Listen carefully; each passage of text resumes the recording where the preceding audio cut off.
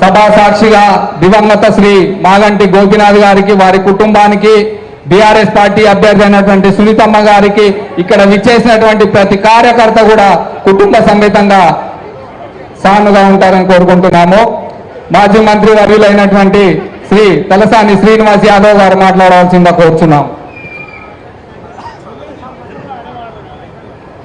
గౌరవనీయులు సభాధ్యక్షులు, మరి జూబ్లీహిల్స్ ఎన్నికల రణరంగంలో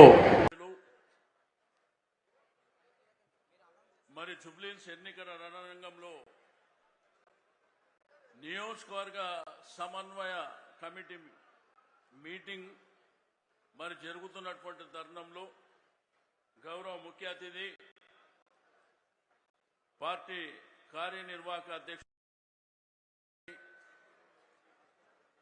అదేవిధంగా హరీష్ అన్న గారికి, మన అభ్యర్థిని మాగంటి సునీత గారు, వేదిక మీద ఉన్నటువంటి అధిరథ మహారథులు, మాజీ మంత్రివర్యులు, పార్లమెంట్ సభ్యులు, శాసనసభ్యులు, శాసన మండలి సభ్యులు, గౌరవ జూబ్లీహిల్స్ కార్పొరేటర్లు, మాజీ కార్పొరేటర్లు, మరి వివిధ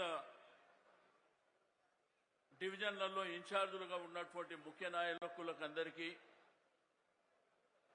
ఈరోజు ఈ కార్యక్రమంలో భాగస్వామ్యమైనటువంటి బీఆర్ఎస్ పార్టీ కుటుంబ సభ్యులందరికీ,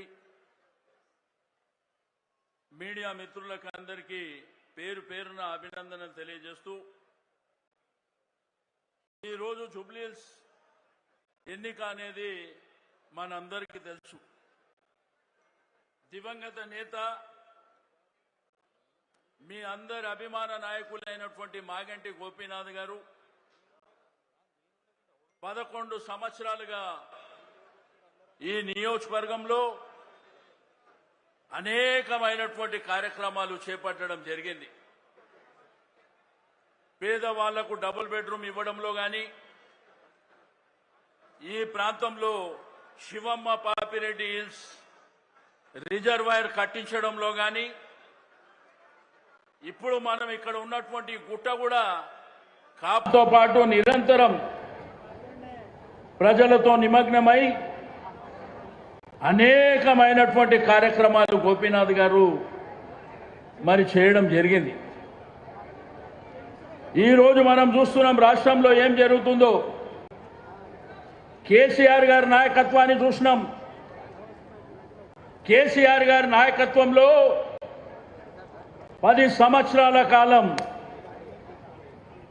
ఒక తెలంగాణ రాష్ట్రాన్ని సాధించుకున్నటువంటి రాష్ట్రాన్ని భారతదేశంలో అగ్రభాగాన నిలిపినటువంటి ఘనత